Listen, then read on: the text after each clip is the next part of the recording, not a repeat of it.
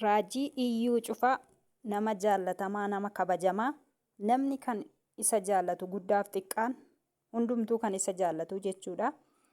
Egaa yeroo darbee akkuma beekamu Wallagga deemee yookaan Laqamtetti deemee konfiraansii kursadii irratti argamee tajaajileera jechuudha. Yeroo sanaaf jechuudha yeroo Wallagga deeme san akkaataa ajaa'ibaatti akkaataa dinqiitti namoonni Wallaggaa isa simataniitu bakka akka ajaa'ibaatti isa simataniitu isarraa tajaajilamanii jechuudha. Dhugaa dubbachuuf akkaataa simannaa isaa sun baay'ee na dinqisiise ana. Baay'ee tokko na ajaa'ibsiife maaliif bakka baay'ee uummanni isa jaallata waan ta'aniif waan isa jaallataniif bahanii akkaataa ajaa'ibaatiin isa simatanii jechuudha Wallaggatti jechuudha yeroo darbe.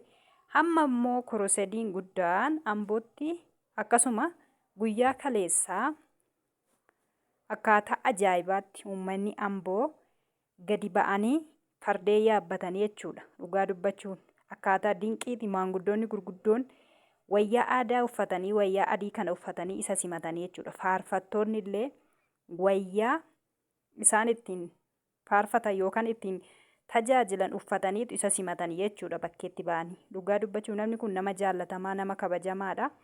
Garuu ani akkaataa kanatti isa simachuu isaatti isa nama kana simachuu isaanitti nagarrama malee dhugaa dubbachuuf baay'ee bareedanii jaalala nama kanaaf qaban ibsanii jechuudha. Baay'ee tokko namatti tola baay'ee na ajaa'ibe dhugaa dubbachuuf. Kanaaf Waaqayyo baga isin gargaare namoonni naannoo san jirtan irraa hirmaachuu irraa eebbifamuu dandeessu isiniin jedha nagaan naaf tura.